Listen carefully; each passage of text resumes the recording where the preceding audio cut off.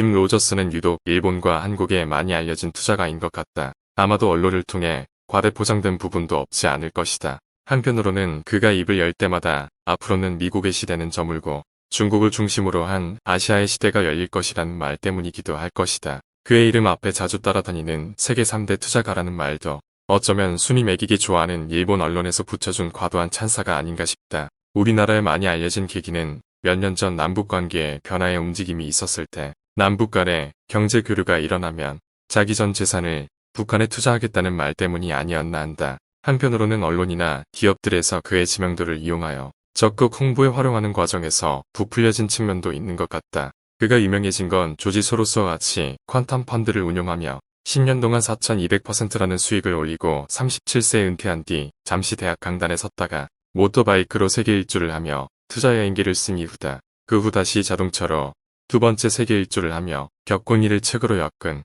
어드벤처 캐피탈리스트가 출간되고 더욱 사람들에게 널리 알려졌다. 일찍 은퇴한 이유는 어렸을 적부터 세계 일주를 하며 넓은 세상을 다녀보고 싶다는 생각을 실천하고자 했던 꿈을 이루기 위해서, 그리고 한편으로는 같이 펀드를 운영했던 조지 소로스의 도덕성이 마음에 맞지 않아서였다고 한다. 그는 이렇게 자신이 직접 세계를 여행하며 직접 보고 듣고 느낀 것을 바탕으로 투자하여 많은 투자 성과를 거둔 것으로 알려졌다. 그는 미국인이지만 미국의 시대에서 앞으로는 중국과 아시아의 시대가 열릴 것으로 예상하며 미국을 떠나 싱가폴로 가족과 함께 이주한 뒤 일본, 중국, 한국, 인도를 다니며 나름대로 외국인의 눈으로 아시아 각국에 대해 보고 듣고 느낀 점들을 기회 있을 때마다 언론과 책을 통해 그의 생각을 전하고 있다. 그가 싱가폴로 가족 전체가 이주한 이유는 아시아가 앞으로의 세상을 리드할 것이라는 예측 때문이기도 하지만 사실 미국이라는 국가에 많이 실망해서인 것 같다. 책을 통해 그는 역대 정치인들과 그린스펀이나 버냉키 등 재계 인사들을 신랄하게 비판한다. 장기적인 안목이 결여돼 있고 경제 지식이 형편없는 사람들이라고 평하고, 그런 사람들이 미국을 이끄는 한 당장 망하지는 않겠지만 점차 침체의 과정을 거쳐 장기적으로는 쇠락의 길을 걸을 것이라고 내다본 것 같다. 그는 일관되게 시장 경제를 주창한다. 시장에 맡기면 현재 상황이 어렵더라도 다시 회복되어 정상적인 과정을 밟아간다는 것을 과거 여러 나라들의 사례 등을 예시하며 시장경제, 개방경제의 우위성을 역설한다. 마냥 망해가는 것을 억지로 인위적으로 막다 보면 오히려 전체에 더 나쁜 영향을 준다는 것을 여러 사례를 들어가며 역사학도다운 시각에서 우리에게 누누이 일러준다. 자연계의 순환처럼 국가의 운명이나 경제도 흘러가는 대로 놓아두면 장기적으로는 자연이 흥망성쇠를 거치며 오히려 건전하게 유지해 간다는 믿음을 가지고 있다.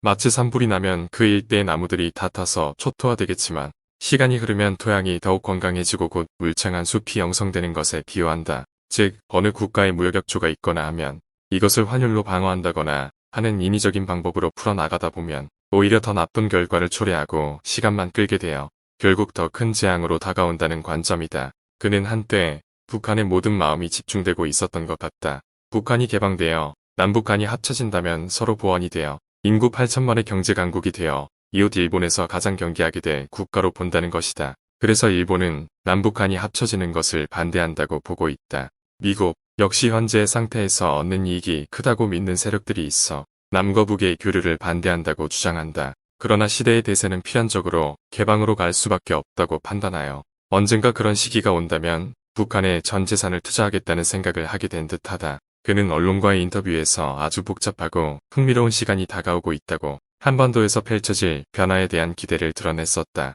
그가 책을 통해 밝히고 있는 것은 그의 투자건뿐 아니라 그의 인생을 보는 눈, 세상 돌아가는 것에 대한 그의 시각 등이 다양하게 펼쳐져 있어 세계 경제와 정치 등을 아우르는 그의 안목을 두루 살펴볼 수 있게 하고, 이러한 흐름에서 어떤 시각으로 세상을 살펴가며 투자를 할지 생각해 볼 수 있는 좋은 기회를 갖게 한다.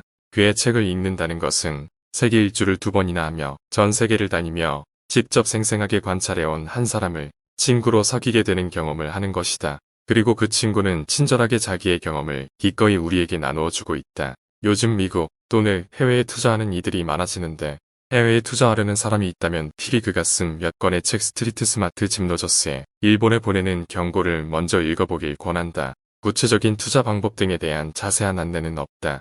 오히려 그는 자기 말도 믿지 말라고 한다. 오직 자기 자신의 눈으로 발로 확인한 정보를 바탕으로 스스로 세상 돌아가는 것을 관찰하고 거기서 판단의 눈을 얻으라고 말한다. 그러면 모든 학자와 언론인, 정치인들보다 더 많이 아는 사람이 될 것이라고 말한다. 그런 점에서 그는 뛰어난 투자 대가의 면모를 보여주고 있다. 그가 여러 나라를 여행하면서 각국의 경제를 진단한 내용이다. 일본에 대하여 가뜩이나 부채가 많은 정부 재정을 더욱 악화시키는 국채 발행을 통해 돈을 무제한적으로 살포하며 미래의 빚을 끌어다 쓰고 있다고 우려한다. 이러한 막대한 재정 적자를 야기하는 국채 발행을 통해 만들어진 자금으로 공공사업과 방위비에 천문학적인 돈을 쏟아붓고 있으며 더구나 저출산율이 심화되는데도 이민자를 받아들이지 않는 정책을 쓰기에 앞으로 부채를 갚아야 될 시점에 막대한 원리금을 상환하려면 금리를 올릴 수밖에 없고 그때에는 엔화 가치가 하락하며 걷잡을 수 없는 금융사태가 올 수 있음을 경고하고 있다. 그리고 일본이라는 토양에서는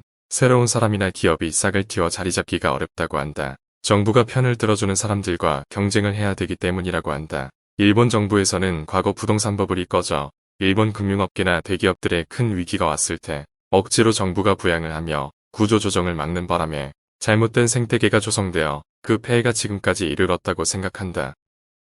미국에 대하여 미국의 보호무역 정책은 우매한 정책이고 장차 미국의 국력과 경제를 약화시키는 요인이라는 것이 짐 로저스의 시각이다. 미국 국채를 남발하여 나중에 채무 불이행에 대한 우려가 강해지면 미국 국채 가치는 상대적으로 떨어지고 금리가 상승하면 결국 더 많은 지폐를 찍어내게 되어 인플레이션이 될 것이고 이것이 결국 무력 충돌로까지 이어질 수 있을 거라는 우려다. 지금 벌어지고 있는 미중 무역 전쟁이 그러한 전조일 수 있다. 못된 정치가 일수록 자신의 잘못으로 야기된 문제를 은폐하며 바깥의 적을 만들어 국민들을 선동하며 불이 낄 수 없는 파멸의 늪에 빠지게 하는 것을 역사를 통해 알 수 있다. 중국에 대하여 19세기는 영국의 시대, 20세기는 미국의 시대였다며 앞으로 21세기는 중국 및 아시아의 시대가 열릴 것으로 진단하며 중국은 세계 각지의 화교 세력을 가지고 있는 장점을 활용하여 1대1로를 통해 미국을 잇는 영향력 있는 패권국이 될 것으로 짐 로저스는 진단하고 있다. 이 부분에서는 짐 로저스의 견해에 동의하기 어렵다. 그간 1대1로를 추진하는 과정에서 여러 나라와 마찰을 겪으며 최근 홍콩 사태나 대만과의 관계를 통해 중국이 시험대 위에 올라섰다고 생각한다. 중국이 세계인들과 조화롭게 사는 것을 추구하는 수평적 리더십이 아니라 영국, 미국과 다름없는 또 다른 패권 열강의 나라라는 것을 보여준다면 세계 각국의 저항은 물론 우선 중국 국내의 도선 티벳, 귀구르, 내이멍구 등에 오히려 혼란에 빠질 수도 있을 것 같다. 아울러 심화되는 빈부격차와 지나친 언론 통제, 기업들의 과도한 부채 등도 중국 내부의 큰 문제점이다. 현재 미중 무역 문제를 어떻게 풀어나갈지 중국이 과연 미국을 이어 패권 국가가 될지는 지켜볼 일이다.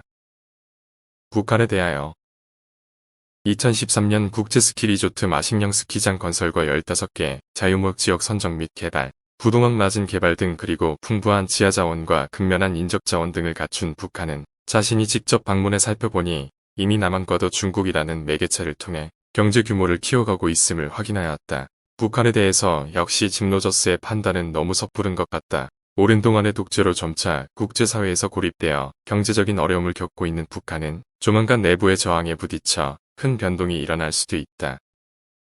한국에 대하여 한반도의 남북 통일이 실현되면 한국의 문제점 저출산, 고령화, 외국인에 대한 보수적 시각은 상당수 해결될 것이다. 일본보다 한국인의 기질이 좀 더 개방적이고 변화에 대한 거부감이 적고 현실에 당면한 과제를 구체적으로 해결하려는 의욕이 많다는 점을 장점으로 꼽고 있다. 5년 뒤 아시아에서 가장 행복한 나라는 한반도의 통일 국가일 것이라고 희망사항을 적고 있다. 짐 로저스는 시대의 변화를 간파하는 능력을 갖출 것을 강조한다. 변화를 놓치지 않으면 미래가 보이기 때문이다. 매일매일 일어나는 작은 변화를 주시하고 그것이 어떤 의미가 있을지 스스로 생각해 본다면 미래를 예견할 수 있다고 한다. 변화는 어느 날 갑자기 일어나는 게 아니고 세상을 뒤흔들 엄청난 일도 아주 사소한 변화에서 출발한다고 보기 때문이다. 이럴 때 변화를 촉진시킬 촉매를 잘 찾아볼 수 있어야 한다고 강조한다. 촉매라는 것은 때에 따라 정부 보조금이 될 수도 있다. 작은 변화를 눈여겨보고 그 변화의 배경에 대해 탐색해보면